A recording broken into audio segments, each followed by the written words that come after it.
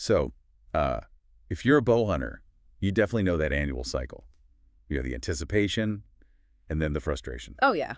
All fall and winter, you're focused, pouring money, time, effort into that primary bow setup. And then, bam, summer Yeah. hits. The woods are quiet. Deer season's ages away. And that beautiful, finely tuned bow, it's suddenly just punching holes in foam targets in the backyard, assuming you even do that. Right. You got the skills, you've got that itch, but the main hunting season is just slam shut. It really is that long, quiet stretch. And, skill atrophy. That's a real concern for serious archers. But what if?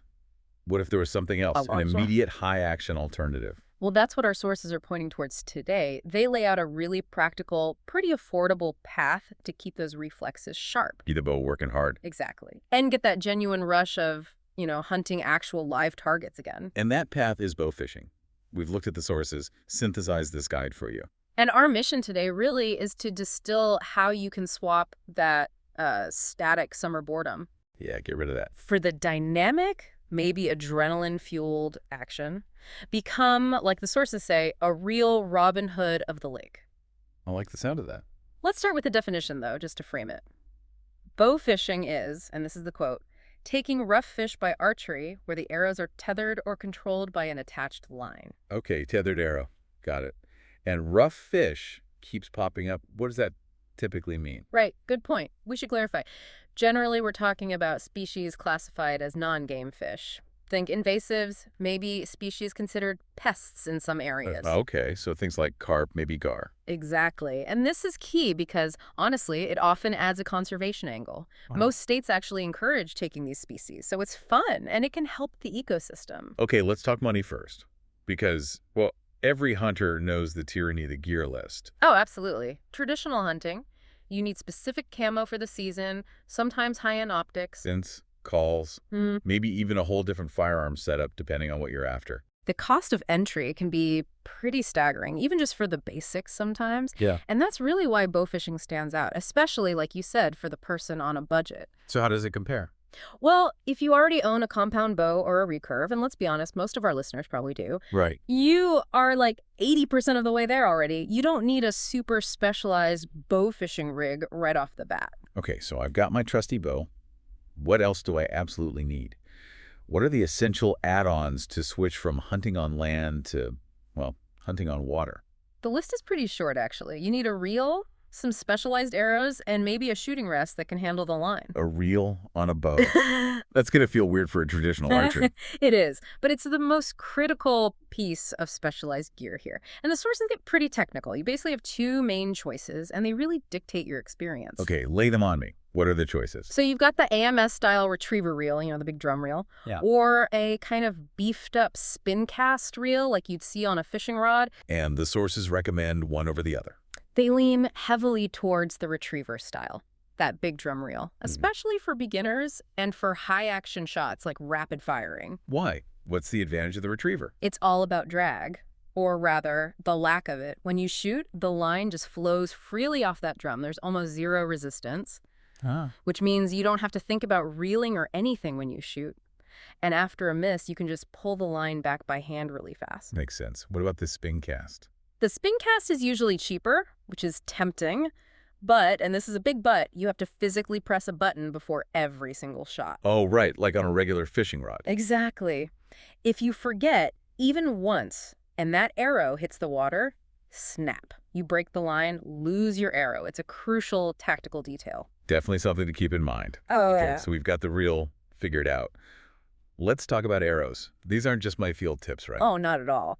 Bow fishing arrows are different. They're usually solid fiberglass, maybe carbon, built tough for water penetration. And the tip? The tip is the really unique part. They use barbed points, sometimes called shark tooth points. Barbed. Why?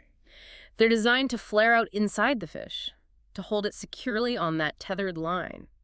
Imagine hitting a big carp. You need those barbs, otherwise it'll just tear itself off. Gotcha. Now, the sources mention these arrows run a bit higher than standard arrows. They do, yeah. But the good news is you don't need a whole quiver full, maybe just 3 or 4, because you're retrieving them constantly, ideally with a fish attached. Right. So, okay, maybe I don't own a bow yet, or I want a dedicated setup, but I'm still watching the budget. What's the strategy then, beyond just check eBay? Okay, yeah, we need to upgrade that advice a bit. When you're hunting for used gear, eBay, pawn shops, Craigslist, wherever, look specifically for older recurves or compound bows. Older. Yeah, and here's the key. Look for ones with a lower draw weight. Lower. But wait, for deer season, we're always trying to max out our draw weight for speed and energy. Totally different game here. You're not trying to fling a heavy arrow 300 feet per second. Bow fishing shots are usually close range, often less than 20 yards, sometimes much less. And you're shooting into water. Exactly. Water resistance is a big factor. A 40-pound, maybe 50-pound bow is often perfectly adequate. And finding a slightly older, lower poundage bow, significantly cheaper than a modern flagship model. Plus, you don't need the latest fancy cams for a bow that's going to get wet, maybe a bit muddy. Precisely. Save your money. Get something functional and durable. All right, gear sorted. Let's talk targets, because one cool thing seems to be the sheer variety of fish available. It keeps things interesting. It really does. Yeah. Where you live obviously dictates the specific species, but yeah, you could be pursuing dozens of different kinds of fish. And the core targets are those rough fish we mentioned. That's right. The sources give a great list of common ones. Common carp, grass carp, longnose gar, Okay. bowfin, snakehead, depending on your region, of course, Yeah. and often catfish too. So pretty much no matter what state you're in, you've likely got options. But let's get into tactics. Because for a seasoned hunter, just saying walk the bank or get in a boat isn't quite enough. How does this environment, the water, fundamentally change how you stalk and shoot? Okay, the number one enemy, the thing you have to learn, refraction. Refractions, the way light bends in water. Exactly. If you see a fish, say, 10 feet out, and you aim right at it, You'll shoot over its back every time. every single time, you absolutely have to learn to aim below the fish. How far below depends on depth and distance. It's a whole new skill set. Now that sounds like a challenge. It keeps those hunting reflexes sharp, but in a different way. It really does. So what specific tactical advice do the sources give for daytime hunting? Yeah, how do you maximize your shots during the day?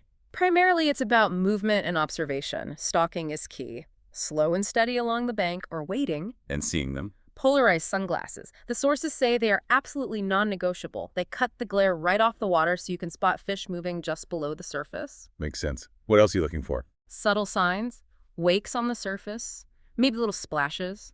Sometimes just dark shapes moving slowly along the bottom in shallow areas. You're often hunting them where they feed or bed, very shallow, making them accessible. I can picture that. It's kind of like wading and glassing a shoreline, but instead of looking for antlers, you're looking for a fin breaking the surface or that shadow moving. Exactly.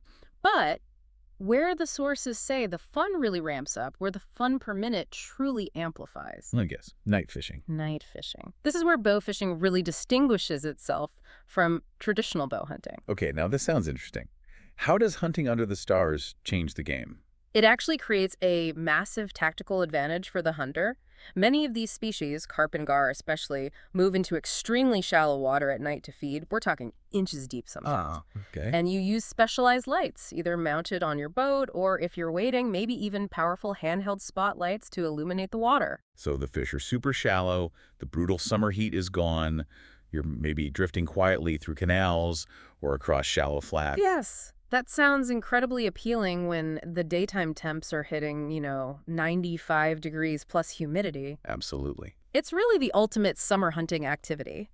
The lights tend to temporarily freeze the fish, or at least confuse them just long enough for you to get a shot off. Huh. So you can pursue the action long into the cool night. Well into the night, and the reward is tangible. You often end the night with a cooler full of fish, instead of just heading home empty-handed because the sun went down. That dynamic, active pursuit, I can see how that fills the gap for hunters in the off-season. That's the core appeal right there. Okay, so we've established bow fishing is active, it's accessible, it sounds like a blast at night, but we need to tackle the elephant in the room. Ah, yes. The rough fish label. Exactly. When a lot of hunters hear carp or gar or bowfin, their first thought is often trash fish or garbage fish. Not something you'd eat. And that assumption, that's precisely what the sources push back against really aggressively. They state very clearly, the majority of fish you take down with your bow and reel are, in fact, eaters. Eaters? Really? Absolutely. If you approach them with the right preparation techniques, you're leaving the water with some seriously fresh meat. Now that is a huge incentive. Most hunters I know, we don't just hunt for sport, we hunt for sustenance too. So, Let's get specific. What's the big culinary surprise here? Okay, the one that stands out the most in the source material, the longnose gar.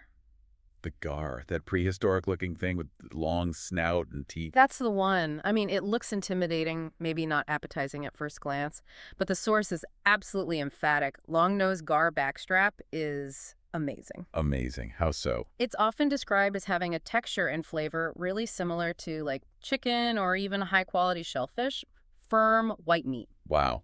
Okay, that is the aha moment right there. That completely changes how you look at that target. It goes from weird rough fish to potential premium table fare. It absolutely does. Now, what about the most common catch? The carp. That's the one most people wrinkle their nose at. Yeah, carp has a bad rap, mostly because of the bones, right?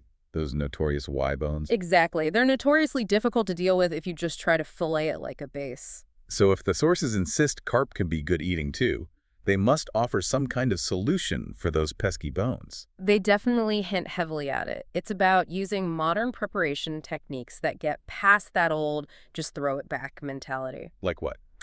Well, two main approaches seem popular. One is to basically eliminate the bone problem by grinding the meat.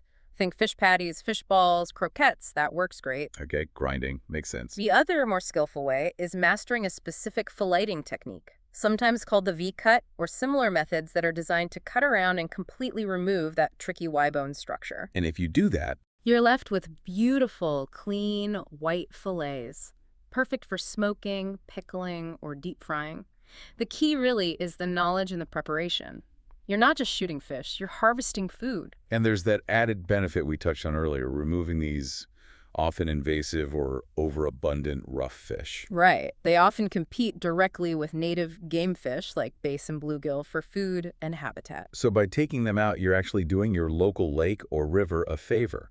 You're contributing to a healthier ecosystem. It adds another layer to it, doesn't it? It's an active sport, puts food on the table, and benefits the environment. Win-win-win. #outro. So let's wrap this up for you, the bow hunter who's maybe battling that summer boredom right now. Here's the synthesis from our deep dive. Yeah, what's the takeaway?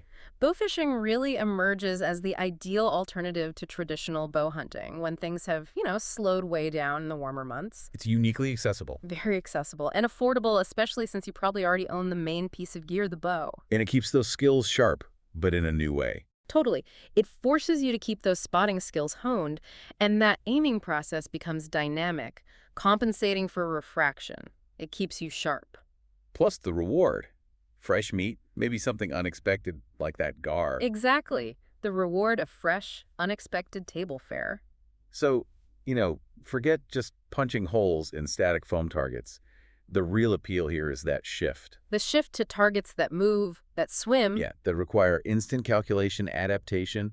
It's just fundamentally more engaging. Yeah. It satisfies that hunting instinct, It's definitely a bit harder in some ways, figuring out that aiming adjustment.